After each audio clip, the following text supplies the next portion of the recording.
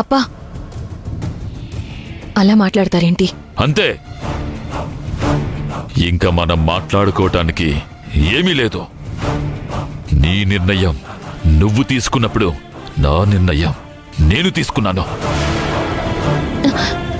ఒక్కరోజే కదా స్వామి, మళ్ళీ వచ్చేస్తారు. ఆ ఒక్కరోజు చాలు ఈ ఊరు శ్మశానం కావడానికి. ఏం తెలుసు నీకు?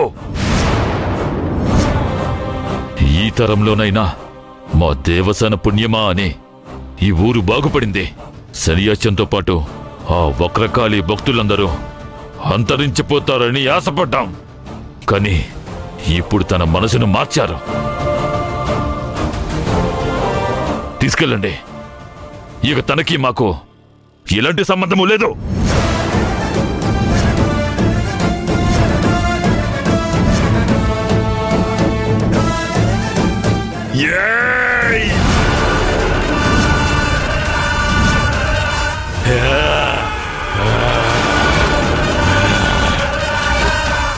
అప్పా, వాడు కాదు, శనియాచన్ వీడి రూపంలో వచ్చాడు. అంతం చేయవాడిని.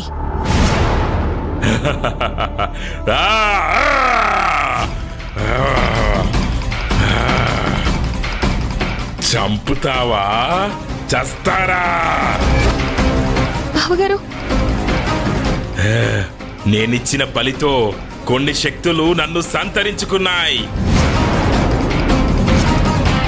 అందుకే లక్ష్మణ రేఖ లాంటి ఈ ఊరి పొలిమేర దాటి ఇక్కడి వరకు రాగలిగాను. ఇక నా చేతుల్లో మీరు చావడం ఖాయం.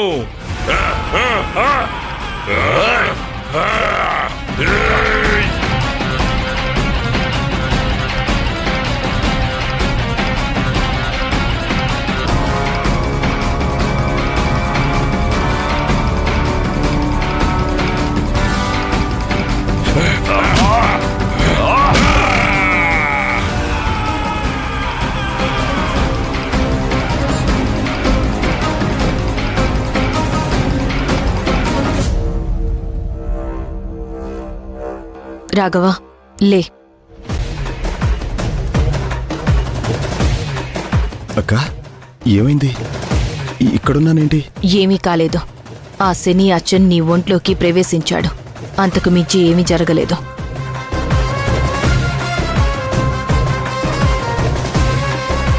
బావగారు, వదిన మనతో పాటు మన ఇంటికి రావడానికి ఒప్పుకున్నారు.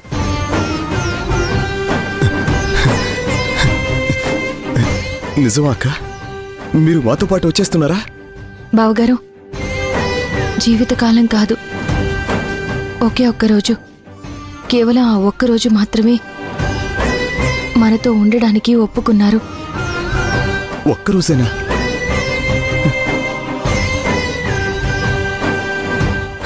సరే,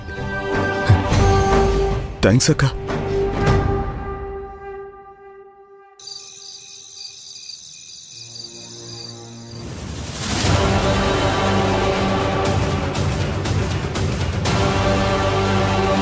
ఈ రాత్రి మరో చీకటి రాత్రి కాకూడదు.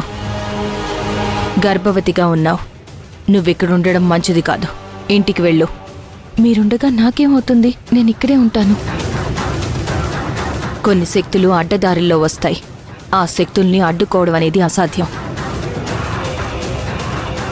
తాంత్రిక శక్తులు ఎప్పుడు ఏ రూపంలో ఎలా వస్తాయో తెలీదు.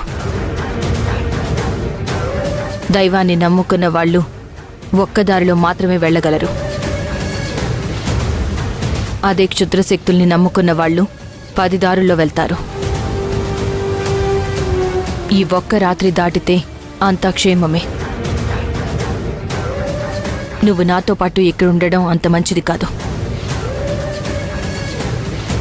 నువ్వు త్వరగా ఇంటికి వెళ్ళు. నేను ఊరికి రక్షగా ఉంటాను. పద భూమి, పద. మాధవ్.